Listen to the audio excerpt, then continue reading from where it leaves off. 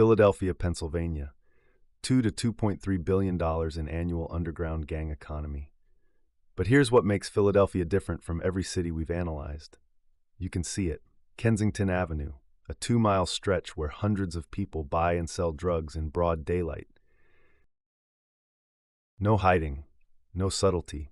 Open-air drug markets operating 24/7 with police watching from blocks away, unable or unwilling to stop it. This isn't underground economy, this is above-ground economy that happens to be illegal. And it exists because Philadelphia sits at the perfect crossroads. I-95 runs through it, connecting New York to D.C. to Baltimore. Pharmaceutical companies are headquartered here, where legal OxyContin created the addiction that illegal fentanyl now feeds. And the city is small enough that you can control distribution without the complexity of New York or Chicago. Today we're following the money through Philadelphia. From Kensington's open-air corners to I-95 distribution runs, from prescription pills to street fentanyl, we're tracking how $2.3 billion moves through America's most visible drug market. This is street economics. Philadelphia's gang economy breaks down by neighborhoods, and the concentration is extreme. North Philadelphia, Kensington, Fair Hill, Hunting Park, $900 million annually. This is the heart of Philadelphia's drug economy. Kensington Avenue alone, a 2-mile corridor, generates an estimated $300 to $400 million annually. That's more than many entire cities' total gang economies concentrated in 2 miles. Open-air markets operate on every corner. Dealers stand in plain sight. Customers, many from suburbs, drive in, buy, drive out. The cycle repeats thousands of times daily. Police presence does nothing. The market is too large, too visible, too entrenched.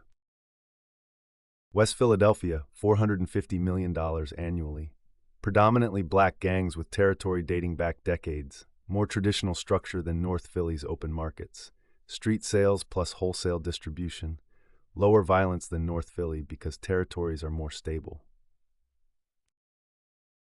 South Philadelphia, $350 million annually. Mix of Latino gangs, Puerto Rican, Dominican, and traditional Italian organized crime remnants. South Philly controls significant cocaine distribution. Less heroin, more powder cocaine serving center city professionals and suburban markets. Southwest Philadelphia, $300 million annually. Residential areas with trap house operations. Less visible than Kensington, but substantial revenue. This is where middle-tier dealers live and operate more discreetly.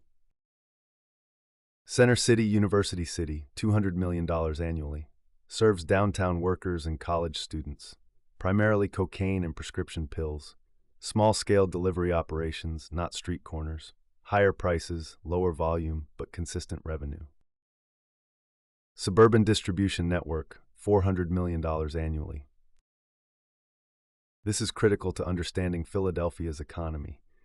Philly gangs supply suburbs in Pennsylvania, New Jersey, and Delaware. Heroin addiction in wealthy suburbs creates massive demand. Dealers drive product from Kensington to mainline suburbs, South Jersey, northern Delaware.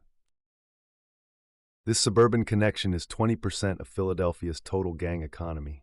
Total, $2.3 billion flowing through Philadelphia annually. What's shocking, Philadelphia's population is only 1.6 million. That's $1,400 in gang economy revenue per resident annually. Higher than Chicago, higher than Atlanta, second only to Detroit in per capita terms. The concentration creates visibility. You can't hide a $2.3 billion economy in a city this size. Let's follow a dollar through Philadelphia's heroin economy. Level 1, street corner dealer, makes $400 to $800 per week. A corner dealer on Kensington Avenue works 10 to 14-hour days. He handles 50 to 100 transactions daily, $10, $20, $40 bags. He's making $1,600 to $3,200 monthly, $20,000 to $40,000 annually. That's poverty wages for extreme risk. Corner dealers get robbed by customers, robbed by other dealers, arrested regularly. Most have been arrested 10+ times. They're completely replaceable. One gets arrested, another takes his corner within hours. Level 2, block captain, makes $1,500 to $3,500 per week. The block captain manages 3 to 5 corner dealers on a specific block or corner. He receives product from suppliers, distributes to dealers, collects money, handles problems. He's making $6,000 to $14,000 monthly, $75,000 to $170,000 annually. This is middle-class income in Philadelphia. You can afford a house, a car, provide for family, but you're also exposed. When police make arrests, they target block captains. You're visible enough to prosecute, but not high enough to afford top lawyers. Makes $15,000 to $40,000 per week. This person supplies entire neighborhoods, all of Kensington or all of West Philly. He coordinates with 10 to 20 block captains. He's moving 5 to 15 kilos of heroin fentanyl weekly. $60,000 to $160,000 monthly, $750,000 to $2 million annually. At this level, you're wealthy, multiple properties, luxury vehicles, but you're also on DEA radar. Federal agencies build cases against neighborhood suppliers. Your average career at this level, 3 to 5 years before RICO indictment. Makes $75,000 to $200,000 per week. These are the people who supply all of Philadelphia's neighborhoods and distribute to surrounding areas. Trenton, Wilmington, Reading, Atlantic City. They coordinate with Mexican cartels or major East Coast traffickers. They're moving 30 to 100 kilos monthly.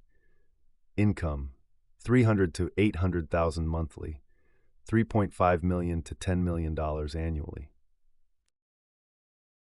At this level, you're operating a multi-state distribution network. You own legitimate businesses. You employ lawyers and accountants. You rarely touch drugs. Everything is insulated through multiple layers. But you're also a major federal target. Multi-year wiretap investigations, asset forfeiture. When they indict you, they're seizing houses, cars, businesses, bank accounts, everything. Level 5, East Coast Connection, makes $200,000 to $600,000 per month. At the top are distributors who supply Philadelphia and other Northeast cities, New York, Boston, Baltimore. They coordinate directly with Mexican cartels. They're moving 200 plus kilos monthly across the entire region. Annual income, $2.5 million to $7 million. These individuals are making serious money, but they're under constant surveillance. Federal task forces, international cooperation with Mexican authorities. When caught, they're facing 20 years to life. The money flows up. Corner dealers $600 becomes block. Captains $2,000 becomes suppliers, $25,000 becomes distributors, $100,000 becomes cartel connections, millions. And Kensington's visibility? That's by design at the top. Keep street-level dealers visible and expendable. Police focus on arresting corner dealers, 20, 30, 50 arrests per week. Meanwhile, distributors operate from offices and legitimate businesses far from Kensington. The visibility is a feature, not a bug. It absorbs law enforcement attention. Why did Philadelphia become the Northeast's heroin capital?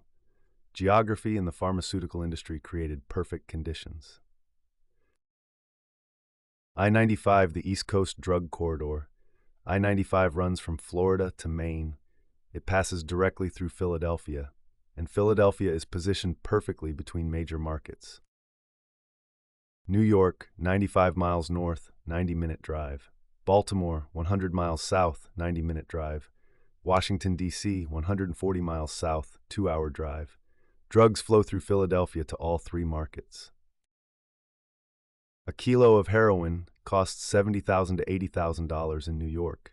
It costs $60,000 to $70,000 in Philadelphia. That $10,000 price difference makes Philadelphia a natural waypoint. Distributors buy in Philadelphia, drive 90 minutes to New York, sell for $10,000 profit per kilo, or they coordinate shipments from Philadelphia to multiple cities simultaneously. The geographic position is optimal. The pharmaceutical industry connection. This is unique to Philadelphia. Major pharmaceutical companies are headquartered here or have significant operations. Johnson & Johnson, Merck, GlaxoSmithKline. In the 1990s and 2000s, these companies pushed OxyContin and other opioid painkillers aggressively. Doctors prescribed them freely. Millions became addicted, legally. Then regulations tightened. Prescriptions became harder to get. But addiction didn't disappear. Addicted patients turned to illegal alternatives, heroin, then fentanyl. The pharmaceutical industry created the demand. The drug trade filled the supply. Kensington's open-air markets serve customers who started on legal prescriptions and transitioned to illegal drugs. That pipeline, pharmaceutical to street, is most visible in Philadelphia because the pharmaceutical industry is here. Open-air market economics. Why does Philadelphia have visible open-air markets when other cities don't? Answer: economics and enforcement. In New York or Chicago, police have resources to disrupt open-air markets. In Philadelphia, the police force is underfunded and understaffed. They can't sustain the level of enforcement needed to shut down Kensington. But more importantly, the markets are economically efficient. Customers know where to go. Dealers know where to sell. Transactions happen quickly. No delivery coordination needed. It's a centralized marketplace that serves both buyers and sellers. Closing it would just disperse operations across the city. Harder to police, not eliminated. So the markets persist. Proximity to wealthy suburbs. Philadelphia is surrounded by some of America's wealthiest suburbs: Main Line, Montgomery County, Bucks County, Cherry Hill, and New Jersey.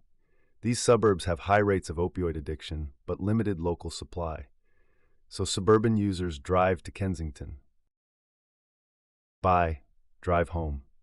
This creates a customer base with money. Suburban users pay premium prices compared to city customers. That price differential, charging suburban customers 20 to 40% more than city customers, adds hundreds of millions to Philadelphia's gang economy annually. Philadelphia's money laundering follows similar patterns to other cities, but with some unique elements. Method 1. Cash businesses. Bodegas, corner stores, pizza shops, barbershops, small restaurants. You buy the business for $75,000 to $150,000. Report $15,000 to $30,000 in extra monthly revenue that didn't happen. That's $180,000 to $360,000 laundered annually per business. Philadelphia has thousands of small cash businesses. Many are legitimate struggling operations, some are fronts. Law enforcement can't tell the difference easily because legitimate businesses in poor neighborhoods also have inconsistent revenue. Method 2. Real estate. Philadelphia's real estate is more expensive than Detroit, but cheaper than New York or LA. You can buy properties in North or West Philly for $50,000 to $150,000. Buy 10 properties with cash. That's $500,000 to $1.5 million laundered through real estate. Rent them out for $800 to $1,500 monthly. Now you have rental income justifying your lifestyle. Federal cases have documented Philadelphia drug distributors owning 20 to 50 rental properties purchased with cash. Method 3. Strip clubs and nightclubs. Philadelphia has active nightlife. Strip clubs, hookah lounges, nightclubs, all cash-intensive businesses perfect for laundering. Own a club making $1 million in real annual revenue. Add $300,000 to $500,000 in fake revenue. Claim more customers. Higher drink sales. Pay taxes on it. Money is clean. Method 4. Check cashing and money transfer businesses. This is Philadelphia specific. The city has a large immigrant population: Puerto Rican, Dominican, Mexican, Asian. Money transfer businesses sending money to home countries are common.